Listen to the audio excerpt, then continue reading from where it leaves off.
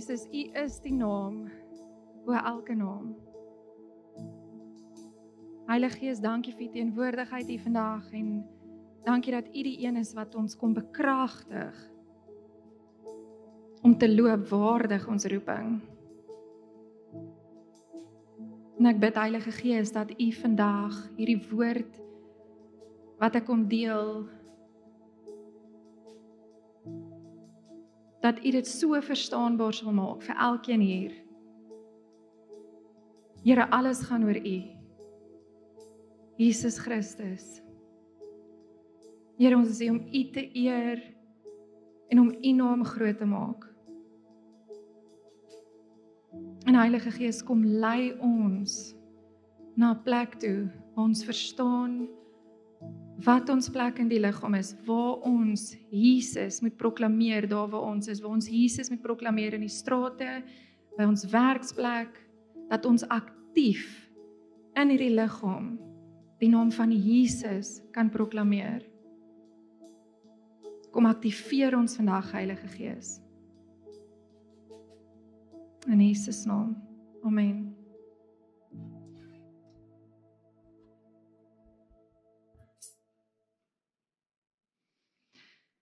Goeiemôre familie. Hallo ek aan elkeen aanlyn. So JC is vanoggend by ons Wellington kampus. Hy bedien 'n bietjie daar en ons is baie opgewonde ook wat die Here aan daai kant wil doen vanoggend. So vanoggend, net voor ek by offergawes kom, vanoggend wil ek met julle gesels oor om aktief in die liggaam dienswerk te doen. So die titel van my preek is dienswerk, maar vanoggend is 'n aktiveringsdiens. So ek wil sommer net sien wie het almal roeping gedoen. Wie was almal nou by die roeping kursus gewees? Okay, heel wat van julle. En ek glo dit is hoekom die Here hierdie woord op my hart gedruk het, want daar's iets wat nou nog geaktiveer moet word. Daar is 'n plek waar jy dit wat jy nou weet en dit wat jy nou verstaan, in dit moet uitstap. Iets moet doen met daai kennis wat jy het. Anders bly dit ook maar net kopkennis. So daar's eers 'n plek waar jy fisies moet uitstap en moet begin beweeg as deel van die liggaam. 'n Liggaam wat nie beweeg nie, ek dink ek het al eers gepreek, later as 'n deel nie werk nie, as daar nie bloed vloei nie, jy kry gangreen, die deel moet afgesit word, dis 'n lelike storie. Okay, so 'n liggaam, die liggaam moet beweeg, die liggaam moet aktief wees. So ons moet verstaan, waar pas ek in en dan aktief in daai rol in beweeg. So 2 weke terug staan ek in die stort en ek kry hierdie profetiese visioen voor my wat afspeel en ek sien 'n weermag, eintlik die deel waar mense aansluit by die weermag. Ek sien daar waar soldate wat in rye staan, hulle het nog nie eens uniform aan nie, maar hulle staan in rye voor hierdie weermag. Nou ek weet glad nie hoe dit lyk en hoe dit gelyk het in die dae toe van julle moes aantree vir diens nie. Ek weet nie eers wat jy dit genoem het nie. Moes jy opdaag vir diens of aantree vir diens. Maar ek het hierdie ry soldate gesien en gesien hulle staan en dan kom hulle voor, hulle vormpie in en dan gaan hulle in, kry hulle pak uniform, trek dit aan en dis dan nou dit. Nie almal nie, baie van die soldate het beweeg, het opgedaag vir die opleiding. Ek het die opleiding gesien en dan sien ek baie mense slaap in. Dan is daar opleiding, so hulle word nie reg opgelei nie. En dan is daar die oorlog, wanneer jy nou moet uitgaan vir die geveg.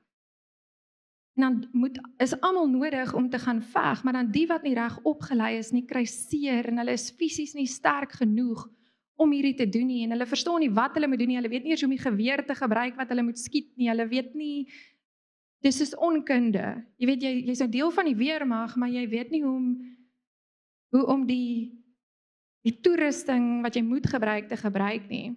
En net omdat hulle nie wil opdaag vir die opleiding nie, omdat hulle laks is, omdat hulle eerder wil slaap, omdat hulle wil verstaan en dan wonder soldate, hoekom kry hulle seer?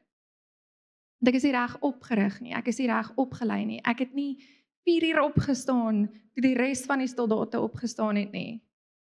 Ek het nie myself gebreek toe ek moes gebreek geword het nie, en weer opgebou. Okay? Nou, my verwysingsraamwerk na weermag is net flieks. Nee, so ek praat uit daai verwysingsraamwerk. Alles wat ek nou al gesien het in 'n fliek afspeel, is dit wat ek verstaan van weermag. En ek dink nie dis te ver van die waarheid nie. En eerstens klim ek uit die stort uit, ek vra vir JC, hoekom deel die Here woord met my? Verstaan, dis 2 weke voor die tyd. En ons het nie geweet nie, die week net daarna, toe nooi Hendriko hulle om en vra vir hom eintlik, om asseblief vanoggend daar by hulle te kom preek. So, ek begin toe bid oor hierdie visie, en ek sê, Here, wat wil U vir my sê? Wat wil U vir ons kerk sê? En die Here sê, die mense is my kinders, dit is my kinders, nee, hulle het my aangeneem, maar hulle verstaan nie die missie nie.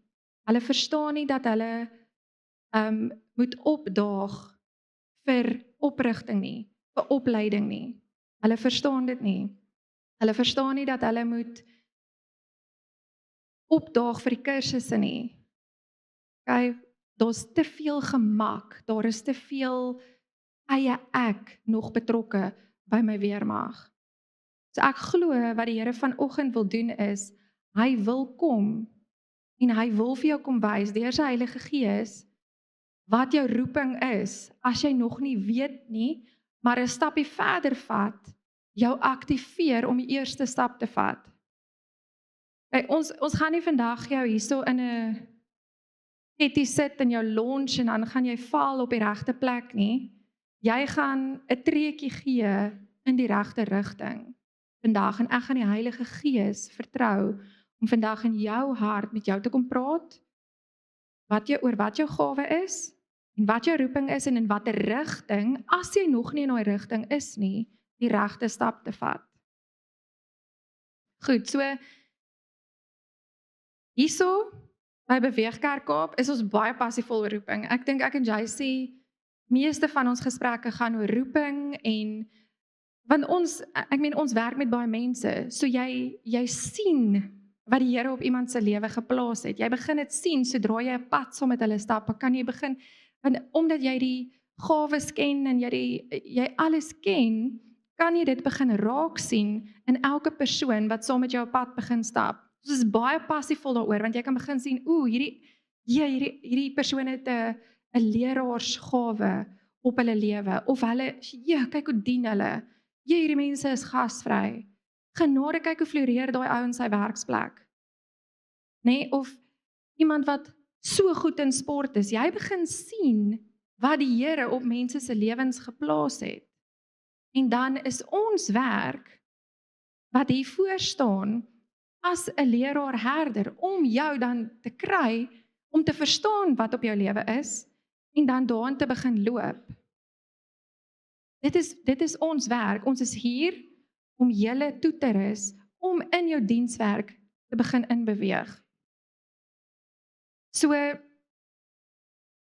en ek glo met my hele hart, wanneer jy begin in jou rol inbeweeg, wat die Here jou voorgeskaap het, is al wanneer jy regte vrede, regte vreugde, en regte rus sal ervaar. Die lewe is besig, ons almal wil rus, ons almal soek gedurig soek net rus. Ek glo dat wanneer jy in dit instap, waarvoor jy in elk geval aan mekaar gesit is, dat jy deur hierdie besige lewe sal kan gaan en voel, maar ek is okay, ek rus. Ek het rus, want ek rus in hom, in wie hy my geskaap het, in die waarheid wat hy oor my gespreek het, voordat ek gebore is. Okay. So, ek glo die woord roeping is te veel aantreklik en aanloklik en te veel geromantiseer, want mense raak oorweldig met my roeping. Nee, dit raak 'n ek ding. Goed, dit raak 'n, ek wil net uitvind wat my roeping is, sodat ek daarin kan stap, sodat ek raak gesien kan word as 'n leraar, of as 'n groot besigheidsman of as 'n profeet of as 'n verstaan dit raak 'n ek ding. En ek glo ook een van die groot redes hoekom die liggaam nie beweeg soos wat die liggaam moet nie, is omdat roeping so gekoppel is aan die bediening. Wanneer jy die woord roeping hoor, want dit was met my so. Toe ek die woord roeping hoor, het ek dadelik gedink, goed, dit is die wat geroep word om in die kerk te werk. Die wat geroep word tot bediening. En ek wil vir jou vra, as ek vir jou vra, wat is jou roeping, gaan jou gedagtes dadelik na, is ek 'n herder, is ek 'n leraar, is ek 'n apostel, is ek 'n profeet, is ek 'n evangelis? As dit is waarna toe jou gedagtes gaan, dan is jou verstaan van roeping net beperk tot daai deeltjie van roeping, wat in elk geval 'n klein deel is, die kleinste deel. En ons praat voor die tyd, en ek dink Harold maak 'n stelling en hy sê 80% van die liggaam moet eintlik buitekant aktief wees. Die minderheid moet in die kerk wees. Nie omdat dit 'n spesiale klomp is nie, omdat die werk daar buite is. Die oes is nie in die kerk nie, die oes is daar buite. En as jou begeerte net is om in die kerk te wees en om vyfvoudig geroep te word, dan mis ons die hele prentjie. Dan mis ons God se missie. Want ons is klaar gered. Nee, ons is klaar sy kinders. Nou sy oes is daar buite. En daar's niks wat my meer irriteer en ek moet hierdie uitkry. As ek hoor iemand sê, "Ooh, daai kind of daai persoon het so groot roeping op haar lewe." Dadelik maak ons die bediening, hierdie groot roeping, ons sit dit op hierdie pedestal, ekskuus, ek weet nou nie wat die Afrikaanse woord daarvoor is nie, hierdie platform, en ons almal kyk so op na almal wat in die bediening is, en dis 'n groot roeping, en ons sien ons kinders, en jy sien dalk nou 'n kind wat 'n roeping, en jy sê, "Ooh, hierdie kind het 'n groot roeping op sy lewe." Ons doen eintlik daai kind so onreg aan, en enige persoon wat in die bediening is, so onreg aan, as ons sê, "Ooh, jy het so groot roeping." Want dan, wat sê ons dan? Dat hierdie is die enigste roeping wat daar is. Ons sê dan dat wanneer die Here jou roep, nê, om 'n kelner te wees, om one-on-one by mense te kan gaan staan, by hulle tafel, dat jy die geleentheid het om net daar te onderskei wat aangaan in hierdie persoon se lewe. Jy is dalk die enigste persoon wat so naby, veral in vandag se tyd, nê, wat ons deur skerms lewe. Wat as die Here jou roep na 'n kelnerwerk toe? Dis eintlik so 'n groot roeping. Jy het die kans om elke dag iemand te bedien, om 5 keer na dieselfde persoon toe te gaan en, Here, wat gaan in hulle lewe aan? Here, wys vir my. Here, hoe werk ek hier vandag? Wat wil jy hier doen vandag? Dan sê ons daai is 'n minder van 'n roeping. Die Here gaan minder daar werk as wat hy hier gaan werk. Ons erken dalk 'n gawe op 'n kind se lewe en sê, "O, hierdie kind het so groot roeping." En dan raak hy groot of sy raak groot met hierdie ek moet in die bediening in, en die Here deel dalk heeltemal iets anders met hulle. En dan voel hulle, maar nou mis ek dit, want ek was dan nou my hele lewe lank so goed met wiskunde, ek moet dokter geword het. En dan word jy nie 'n dokter nie, en dan voel jy soos 'n mislukking. Goed, so, en dis waarom ek glo die weermag vandag stagneer. Daar is een van die groot redes, is omdat ons nie ons na roeping kyk en ons dink, die roeping is die vyfvoudige. Dit is die roeping, dis die enigste roeping wat daar kan wees, en ek het nou maar net 'n besigheid, of ek is nou maar net 'n atleet, of ek is nou maar net nie in die kerk geroep nie. Ons moet ons perspektief oor roeping skuif.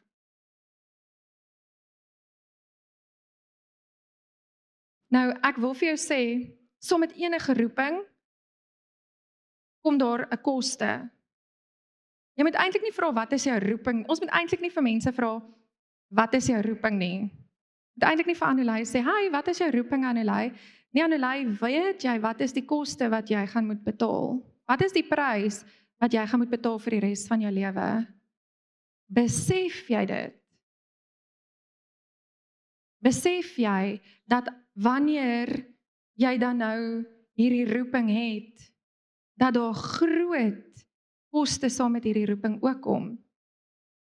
Besef jy dat as die Here jou roep om 'n CEO van 'n groot maatskappy te wees, dat daar groot koste saam met daai roeping gaan kom?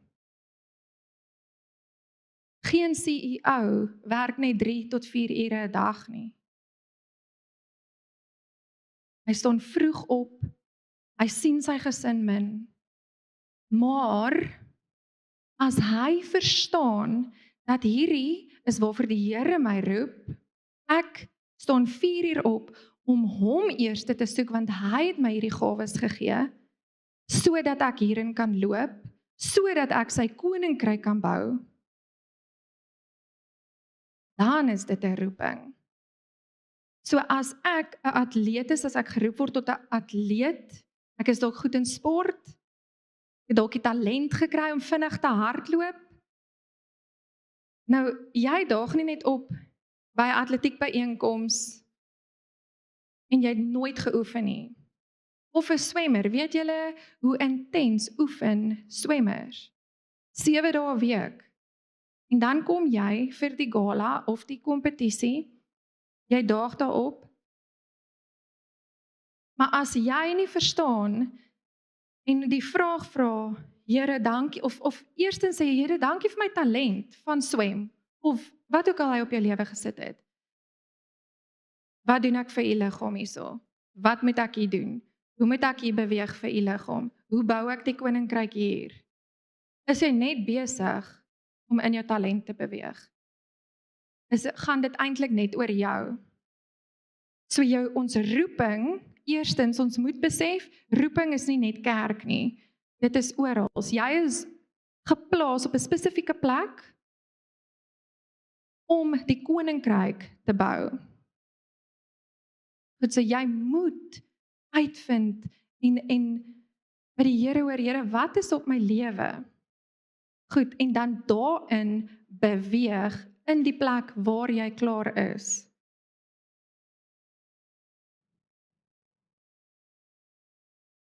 So,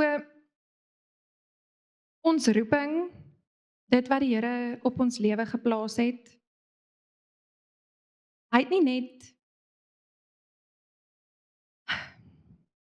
dit op jou lewe gesit en nou vind jy dit uit en nou los hy jou om dit verder self te doen nie.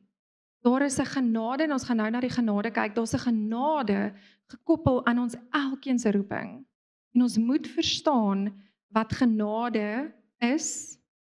Nie net redding nie, ons moet die ander deel van God se genade verstaan. Dis bekragtiging. En ons het daai bekragtiging nodig. Ons het sy genade nodig wat saam met die Heilige Gees kom, sodat ons in ons gawes kan inbeweeg. Nou dink net gou vinnig aan die woord roeping. As ek aan die woord roeping dink, dan klink dit mos soos iemand wat geroep is. En ons het mos nou die mite afgebreek. Dis nie geroep vir die kerk nie. Jy is geroep. Almal het 'n roeping. Ons gaan nou by die skrif kom. Nou, iemand roep jou om 'n werkie te doen. Nee, ek wil dit nou so eenvoudig as moontlik maak. Nou, as 'n ouer vandag, het ek kinders en kleinkindertjies ook. Nou as ek iets gedoen wil hê en ek my kind roep en sê ek wil hê jy moet hierdie vir my doen en hulle kom net nie, of hulle is net gou besig met ietsie anders, of hulle het nie lus nie, of hoekom moet ek hierdie doen? Is dit nie daai een se werk nie? Daai ene kan dit eintlik 'n bietjie beter doen. Ek moet altyd hierdie doen. Of hulle stem nie saam met my dat hulle hierdie moet doen nie, nê? Of hulle verstaan nie lekker wat hulle moet doen nie. En dan kom hulle net partykeer nie. Wat is dit anders as ongehoorsaamheid en rebellie? Nou kom ons bring dit terug na ons toe. As ek glo dat God het 'n missie hier op aarde, nê? En ek weet wat sy missie is om mense te versoen met hom, weer met die Vader te versoen. As ek Jesus aangeneem het, en ek weet, en ek vind uit, dat God sy missie op hierdie aarde is om mense met hom te versoen, en ek vind uit dat daar gawes is in 'n roeping, en ek vind uit wat my roeping is in my gawe, en dit lyk nou nie so Jean sinne nie. Ek gaan nou nie elke dag op 'n kamera wees nie, ek gaan nie 30 studente hê wat nou na my luister elke dag nie, ek gaan nie die gesig wees wat hier voor staan elke Sondag nie, ek gaan nou nie die gesig op die plakkaat wees daar buite nie. Dan lyk dit mos nou nie vir my soos 'n baie lekker werk hierdie nie. Nou wat is dit anderste as jy vir die koning nie opdaag nie, of nie lus is nie, of ek is net te besig, of ek is eintlik al besig met iets anders, Here. Ek het eintlik al vroeg in my lewe besluit om 'n mechanic te raak. Nou sê U vir my, nou vind ek uit ek het 'n leringsgawe op my lewe. Ek het al 'n huis gekoop en 'n kar gekoop.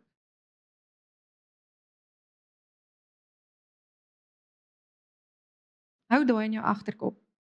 So ons almal het 'n roeping. Efesiërs 2 vers 8. Kom in die skrif. Julle moet julle gesigte sien. Die skrif is 'n tweesnydende swaard en ek gaan hom gebruik want hy sny tussen jou hart. Net hy kan. Want uit genade is julle gered deur die geloof en dit nie uit julleself nie, dit is die gawe van God, nie uit die werke nie, sodat niemand mag roem nie. Want ons is sy maaksel, geskape in Christus Jesus, tot goeie werke, wat God voorberei het, sodat ons daarin kan wandel. So ons is gered uit genade, daai genade verstaan ons almal. Okay? Ons almal verstaan reddende genade. Maar as ons verder lees, vers 10, dan sê dit, ons is sy maaksel, en ons is geskape tot goeie werke. So daar is 'n plek, waar ek en jy 'n werkie het, waarvoor hy ons geskape het. Want hy sê daar, wat hy voorberei het. Hy het dit gekies. Dit gaan nie oor jou nie, hy het dit gekies, want hy het sy doel voor oë, en ek het nodig dat iemand hierdie werkie doen, sodat ons daar uitkom. Die van julle wat besighede het, daar's 'n visie, en dan so 'n missie. God het 'n visie, en ons 'n missie. Dink gou 'n bietjie hier aan, Johannes die Doper het die pad voorberei vir Jesus. Wat is ons anders as om die pad voor te berei vir Jesus wat weer kom? Want hy gaan kom wanneer die ganse aarde van hom gehoor het. Nou as ek en jy nie beweeg in ons roeping in nie, en die 20, 30 mense wat jy bedien, as jy 'n kelner is, op 'n dag, as jy nie die een is wat beweeg in daai restaurant nie, want dis nie 'n kerk nie, so niemand is geroep tot daai plek nie. Nee, as jy nie daar beweeg en besig is om koninkryk uit te bou, besig is met God se visie en missie in jou gedagtes nie, dan hy talm nie, ons rek dit uit. Okay? Want ons beweeg nie in ons roeping in nie. Dis wat ek glo. Moenie my quote nie. Ek glo 100% ons rek dit uit, omdat ons nie stap in dit waarin ons moet stap nie, die liggaam beweeg nie soos wat hy moet beweeg nie. So almal kan nie hoor nie, daai 30 mense wat dalk van Jesus moes hoor vandag, het nou nie van Jesus gehoor nie. So nou moet iemand anders, nou moet hulle eers deur 'n jaar of 2 of 3 op 'n ander plek wees, waar iemand dalk gehoorsaam is, en hulle nou oor hulle pad kom, en hoor van die Here. So Psalm 139 vers 16 sê, U oë het my ongevormde klomp gesien en in U boek is hulle almal opgeskrywe. Daar dat alles bepaal was, toe nog geen een van hulle daar was nie. So daar's 'n boek, ons almal weet, daar's 'n boek oor ons lewe. Hy het dit bepaal, hy bepaal die storie, hy het alles bepaal. Dit is daar geskryf.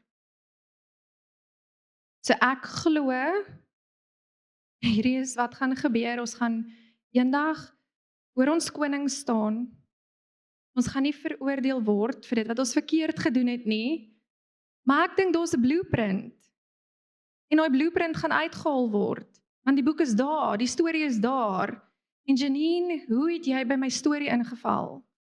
Oor jou lewe? Hoe het jy gedoen wat ek nodig gehad het jy moes gedoen het? Daar het 6 miljoen mense oor jou pad gekom, Janine, jy het 10 van my vertel.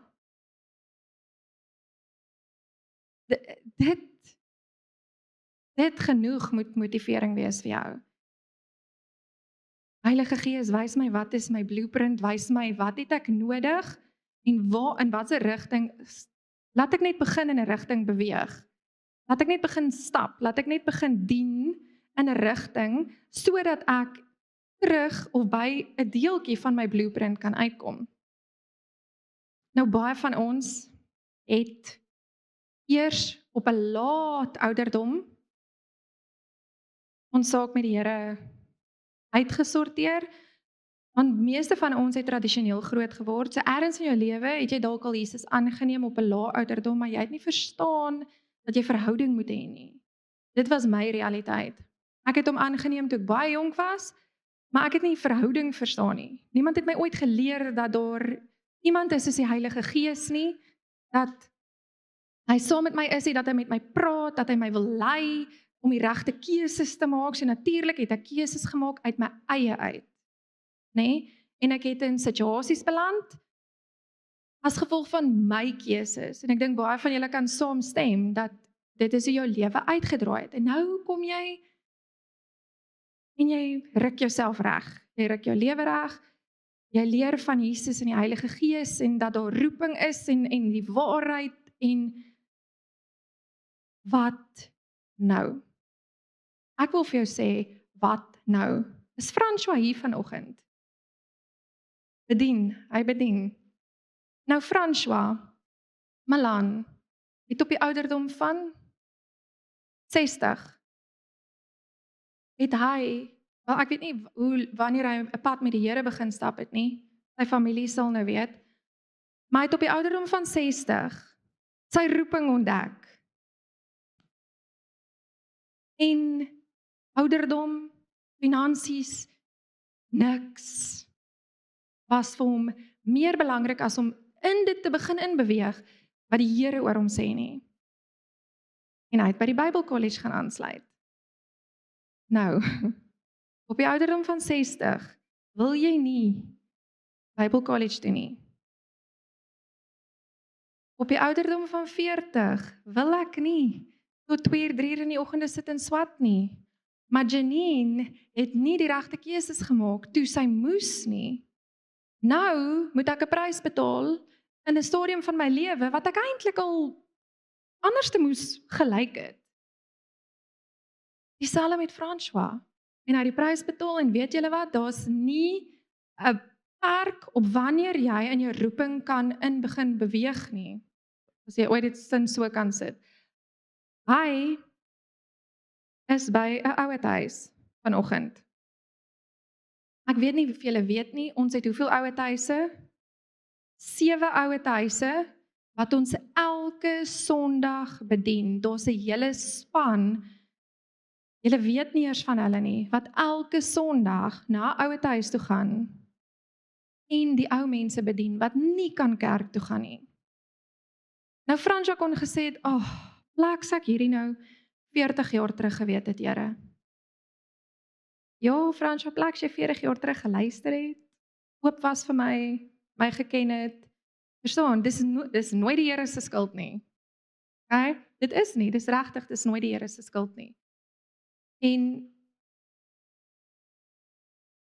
Hy het nie toegelaat dat sy ouderdom bepaal of hy in sy roeping gaan instap of nie. So jy kan nie laat jou ouderdom 'n bepalende faktor wees of jy aktief in die liggaam is of nie. So hierdie is sommer nou vir ouers wat kinders het, want wat glo ek en ek weet nie of my ma hierdie boodskap gaan kyk nie. Is baie lief vir my ma. Sy het gedoen wat sy geweet het en geken het op daai stadium reg is om te doen, maar ek weet die waarheid vandag. So ek weet dat as ek my kinders gaan oprig in die weë van God, hulle nou al druk om karaktertoetse deur te kom, hulle nou al druk om regte keuses te maak, om nee te sê wanneer jy moet nee sê, ja te sê wanneer jy moet ja sê, op te daag en te bly opdaag al is jy nie lus nie, dan gaan ek dit vir hulle baie makliker maak om gehoorsaam aan die Here te wees. Ons kinders het nie so baie reg soos wat hulle dink hulle het nie. Jy kan nie vir hulle so baie reg in die huis gee nie. Hulle moet opgerig word om gehoorsaam aan God te wees eendag. So ek en jy moet sterk staan en sê nee, dit is nie nou wat ons gaan doen nie, ons gaan nou hierdie doen. Nee, jy gaan leer, hierdie is hoe dit werk. As jy ja gesê het, doen jy dit. As jy nee gesê het, doen jy dit nie. En ek glo, baie van ons is nie gevorm toe ons klein was nie. Ons is nie gedruk om al hierdie toetse deur te kom nie. Nou moet ek en jy hierdie toetse deurkom op 'n ouderdom van 30 en 40 en 50. En dis die ding van in jou roeping in beweeg. Daar's altyd opleiding. Daar's altyd 'n tydperk van oprigting, opleiding, toetse en beproewinge. En ek glo dis ook een van die redes hoekom baie mense of wegval of net dit los, want dit raak nou net te veel werk. So, julle almal kan saam met my stem dat in die tye wat ons vandag leef met sosiale media, en ons moet hieroor praat, ons kan nie sosiale media uitlos nie, dit is so realiteit in ons lewe vandag, meer 'n realiteit in ons kinders se lewe. Ek sit om te dink aan die Leon Cornelius, hoe sosiale media gaan wees wanneer hulle groot is, wat 'n rol dit gaan speel in hulle lewe.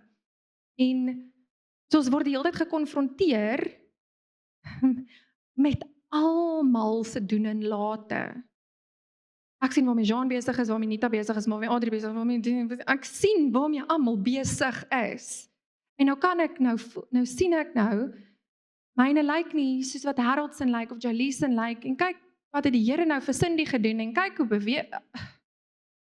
Here, my lewe. Ons word die hele tyd gekonfronteer met ander mense se beweeg, hulle doen en late, en selfs mense wat ons eers ken nie, nê? Daar's so baie mense wat ons volg. Mense wat oor see is, wat besig is om hulle roepings uit te leef, en nou volg jy al hierdie mense, en jou lewe lyk vir jou vervelig, en asof dit geen doel dien nie, asof jy nie die groot roeping het nie, want jou gesiggie is nie die een verby wie almal scroll nie. En dit is ongelukkig waarmee ons gekonfronteer word, waarmee ons kinders gekonfronteer word die hele tyd. So jy begin twyfel of dit wat jy doen reg is, of dit wat jy doen saak maak. Of verstaan, plaks van net fokus op hoe bou ek koninkryk. Here, wat moet ek vandag doen? Sy genade vir vandag is nie môreoggend vir môre. So vandag se genade is vir vandag. Sy krag vir vandag is vir vandag. Môre se krag kom môre. Goed, so ons moet daar fokus.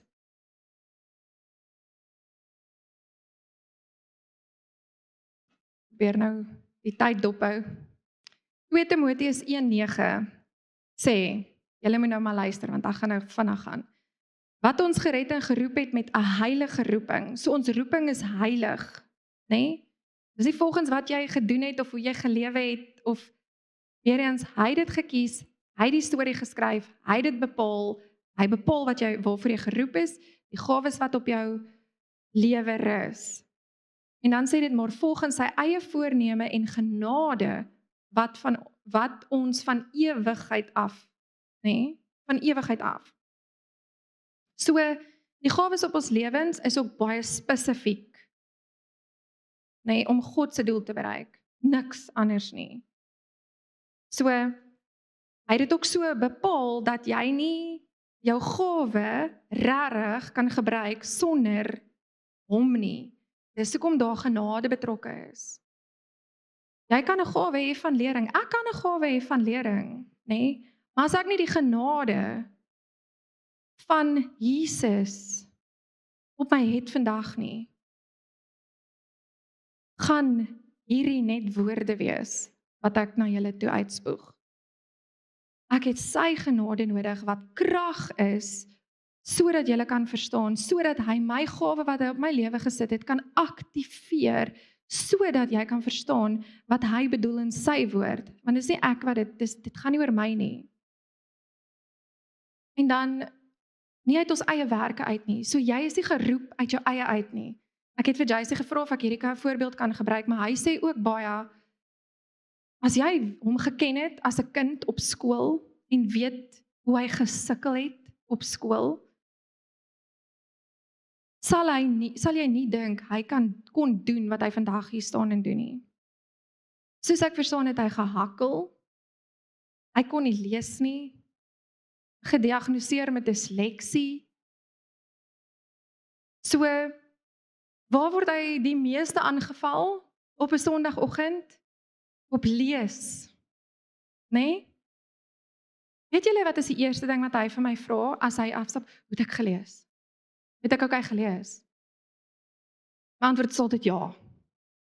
Dit moet 'n goeie Sondag en Maandag wees, nee? Okay? Maar daar's genade wat hy kry wanneer hy hier voor staan, omdat hy beweeg in dit wat God hom voorgeroep het. As hy die beste leser was, spreker was, nee, sy grappies moet daar wees. Ek wil nou sê, nie so baie grappies, maar die grappies moet daar wees. Ons het profetiese woord daaroor gekry. Ja, dit was vir my. Dan was dis hierdie grappies, die gee die Here 'n woord. Maar as daar nie genade was op sy lees en op sy praat en hoe hy, dan sou hierdie net uit homself uit gewees het. En dit sou net gemisluk het. Okay? En sou chaos gewees het. Okay, so ons het nou gepraat wat 1 Timoteus 2:3-4 sê. Ek dink wat ons eerste moet verstaan is, die vraag is, waar begin jy? En dis waar ek wil uitkom, waar begin jy? Eerstens moet jy verstaan, wat is al die verskillende gawes, wat jy kry, waarmee jy gebore kan word, en ek gaan nie nou oor daai gawes ingaan nie. Want dit gaan nou vir ons nog 'n verdere 2 ure vat. Ek wil daar stil staan en sê, ons skep genoeg platform, ons bied genoeg plek vir jou om opgerig te word in roeping, om sy stem te leer ken. Jy moet net opdaag. Okay. So om te verstaan wat jou gawes is, moes jy hier gewees het vir roeping. En as jy nou hierdie een gemis het, volgende jaar is hy weer daar. Moenie hom mis nie. Okay. En as jy nou, ek wil nie wag tot volgende jaar nie, Janine, dan stap jy na Annelies toe, na die diens, en jy sê vir Annelies, ek wil graag die opnames hê van roeping. En ons sal dit by jou uitkry. Maar jy moet stap na Annelies toe. Ons gaan dit nie beskikbaar maak net daar nie. Dis te maklik. Ek wil weet, Annelies, gee vir my toegang na die opnames toe. Goed, so, eerstens wat jy moet verstaan is, God het 'n missie, want sy visie is, hy wil hê dat alle mense gered word. 1 Timoteus 2:3-4 sê dit. Daai is dit. Dis waarvoor jy ja gesê het, toe jy hom aangeneem het. Jy het ja gesê om deel van hierdie weermag te raak, wat alle mense gered moet kry. Okay. Dis waar jou werk gaan, Waar ook al jy jouself in die liggaam bevind, is dit wat in jou gedagtes moet spoel die heeltyd, God se missie en visie voor oë. So, ek dink dit is goed as mense moet eintlik hierdie vir mense sê, voor hulle die Here aanneem. So kom ons begin eers daar. Jy gaan werk, okay? Daar's 'n werkie wat voor lê, en dit gaan nie meer oor jou gaan nie, en niks gaan meer oor jou gaan nie, wil jy Jesus aanneem? Okay. So ons weet as nou moet jy vir jouself vra, okay, as ek nog weet wat my roeping is nie, as ek op soek is na my roeping oor ek wil bekend raak, of ek wil geld maak, of ek wil die beste in dit wees, ek wil, dan mis jy die punt. Jy wil jou roeping uitvind, oor Here, ek wil deel in daai. Ek wil deel in daai visie en daai missie. Ek wil deel wees van die weermag wat mense na U toe bring. So 'n goeie plek om te begin is, nommer 1, Hebreërs 11:6 sê, en sonder geloof is dit onmoontlik om God te behaag, want hy wat tot God gaan, moet glo dat hy is en 'n beloner is van die wat hom soek. Nou my werk weer eens, soos wat ek die Here vertrou vir genade om hierdie woord aan jou te bring, is om wanneer jy lekker slaap, 20 ander vertalings te gaan lees, sodat ek seker maak, ek verstaan ook wat ek vir jou hier vandag moet leer. Want daar's 'n groter oordeel op my lewe, omdat ek leer. So ek moet hierdie reg verstaan. So die ander vertaling, die New King James sê, but without faith it is impossible to please him, for he who comes to God must believe that he is, and that he is a rewarder of those who diligently seek him. Nou daai woord is uitgelaat in baie vertalings.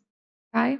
So eerstens, jy gaan nie jou roeping uitvind as jy God een keer gesoek het en jy antwoord gekry het, en nou is dit nou maar so goed. Diligently is aanhoudend en konstant en knaand en elke dag, dis nie casually nie, en dis nie so dan en wan nie. Weermag, dissipline, né? Onthou dit, ons is deel van 'n weermag, daar's dissipline.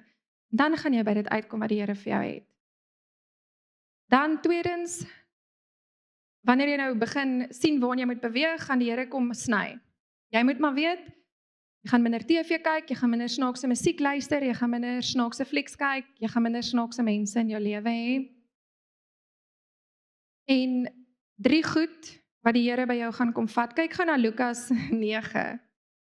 Dit sou lekker gewees het om net agter hier te stap saam met Jesus. En terwyl hulle op reis was, sê iemand op die pad vir hom, Here, ek sal U volg waar U ook mag gaan. Toe sê Jesus vir hom, die jakkalse het gate en die voëls van die hemelneste, maar die seun van die mens het geen plek waar hy sy hoof kan neerlê nie. Nou wat sê die Here hier? Hierdie is nie 'n gemaklike pad nie, ou pel. Hierdie gaan nie 'n gemaklike plek vir jou wees nie. Jy gaan nie sekuriteit hê nie. Hierdie gaan nie vir jou gemaklik wees nie. So, ons sien dit baie, mense kom, hulle beleef die Heilige Gees, hulle vind uit hulle te roeping, hulle doen die roepingkursus, en dan hardloop hulle met dit wat hulle voel die Heilige Gees vir hulle gesê het om te doen, dan ewe skielik soos, wow.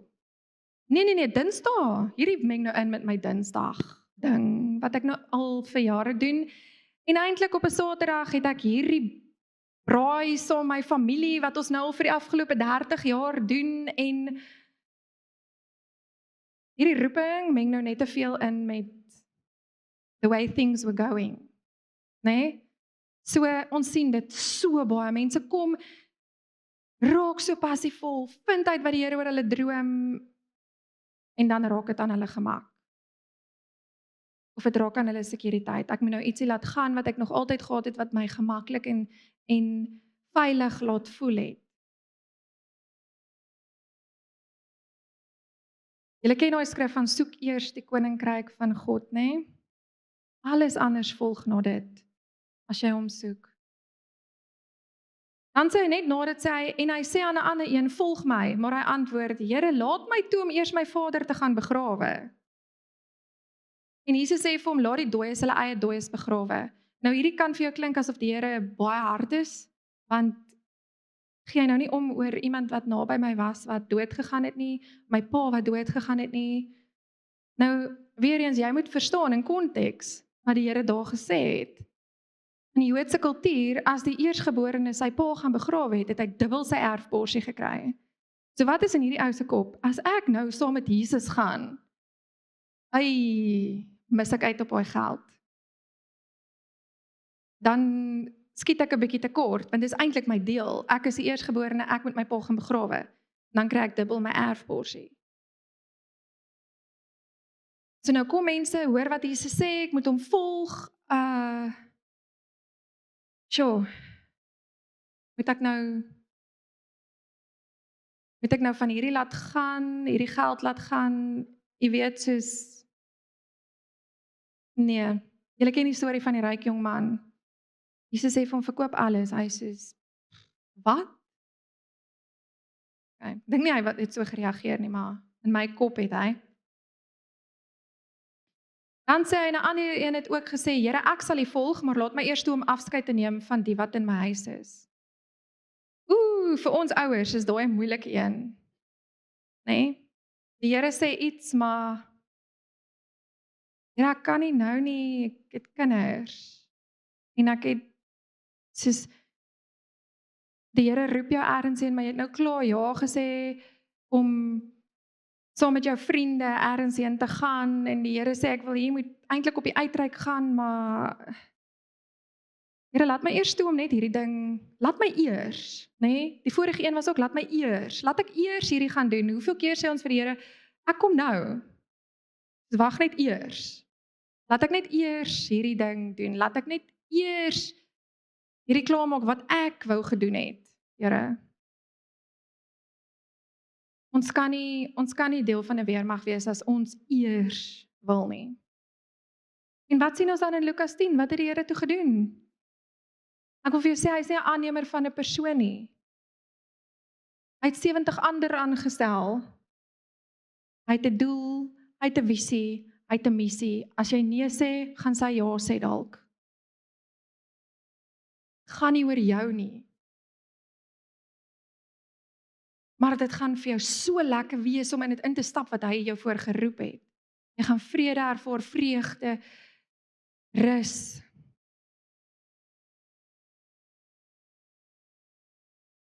Hy sê daar vir hulle, die oes is wel groot, Lukas 10 vers 2, maar die arbeiders is min.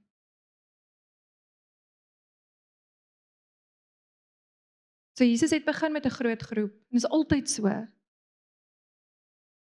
Altyd so, ons het altyd 'n groot groep aan die begin, né? En dan skrik die koste, en dit wat hulle moet los, of van los moet raak, skrik hulle af.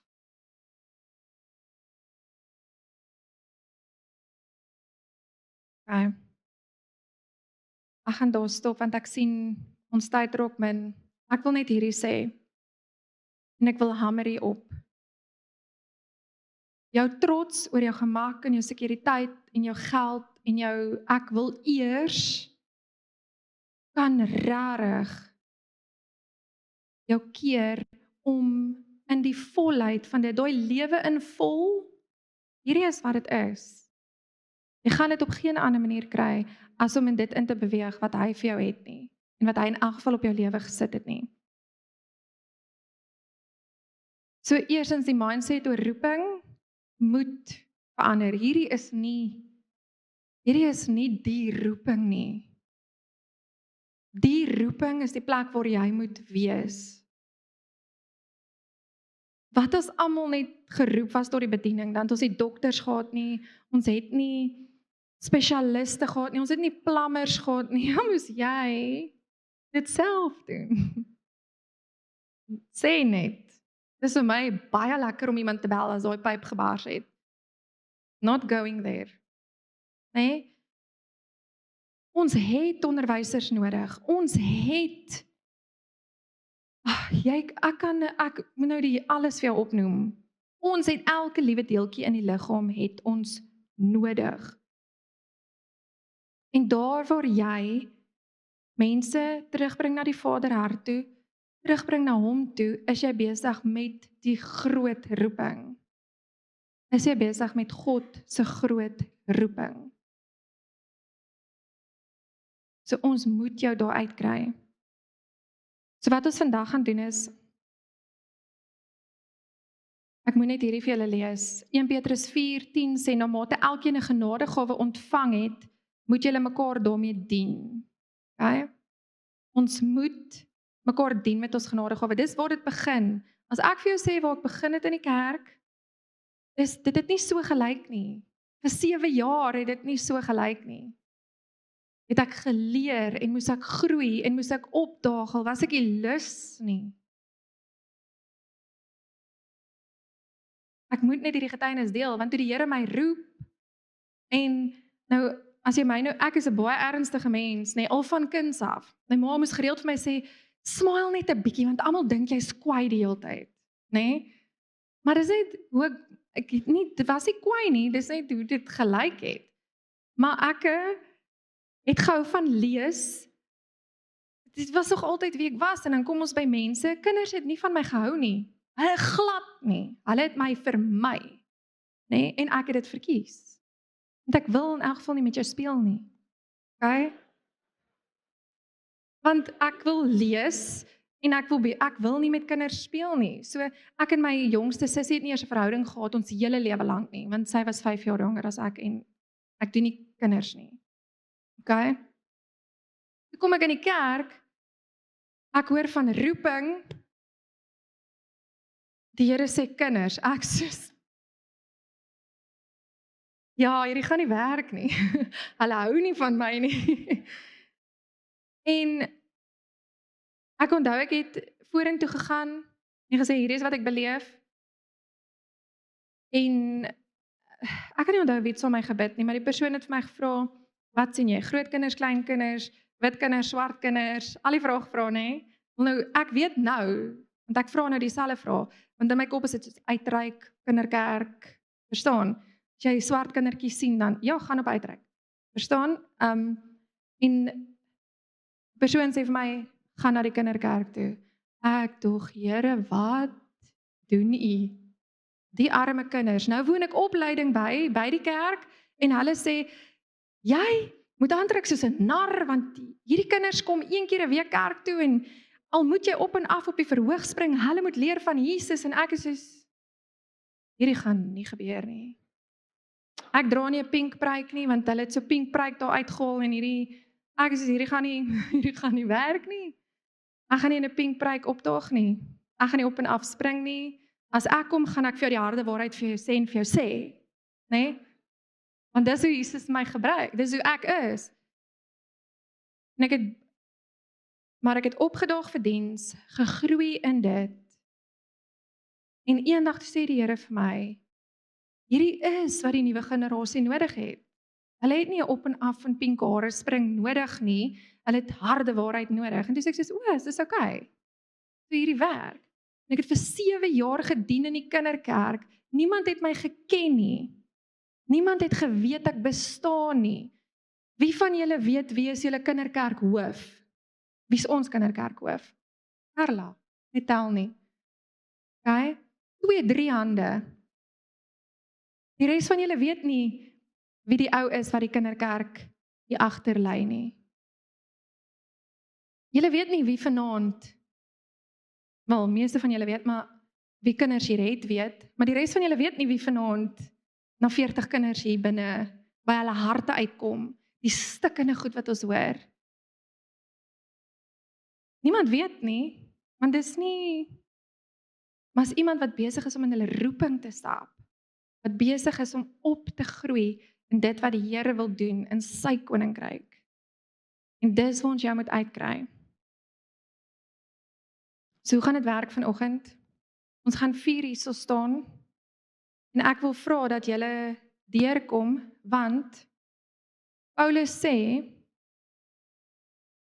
om hierdie rede herinner ek jou daaraan om die genadegawe van God aan te wakker, is 2 Timoteus 1:6, wat in jou is deur die oplegging van my hande. En hy sê in 1 Timoteus 4:14, verwaarloos nie die genadegawe wat in jou is nie, wat jou gegee is deur die profesie met die handoplegging van die ouderlinge. So wat gaan ons doen? Ons gaan nie oor jou profeteer vandag nie. Ons gaan hande op jou lê. En ons gaan vertrou dat die Heilige Gees, soos jy hierdeur beweeg, in jou hart vir jou sê en oortuig waar hy jou wil hê. So as jy so reg oor die kerk kyk, is daar papiertjies opgeplak. En wat is dit? Dit is ons diensspanne. Want het julle het julle geweet dat Jesus gekom het om te dien en nie gedien te word nie. En ons moet mekaar dien met ons gawes.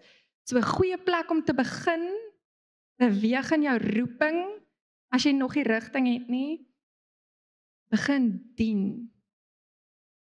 Want dan begin jy saam met mense beweeg, wat later gaan sê, hoorie, dink jy nie, jy moet kinderkerk toe nie, tel net, beleef net iets. Jy gaan by die regte plek uitkom, begin het. Maar as jy net elke Sondag hier kom sit, gaan jy net voel, dat jy, waar hoort ek? En dalk skuur jy skouers met iemand in die besigheidswêreld, wat dien hierso, wat jou nodig het daar buite.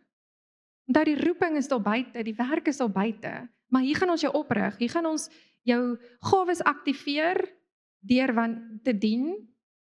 Jy gaan begin agterkom, ek is nogals heel gemaklik agter 'n mikrofoon. Of ek hou daarvan om goed in orde te kry, hierdie plek lyk gaas vir my elke Sondag. Ons het julle nodig, maar daai gawe gaan hier aktiveer en jy gaan dit daar buite gebruik, en dan vir die koninkryk bou. So julle sal sien, hierso is tegnies, sosiale media. Ek het sosiale media daar gesit.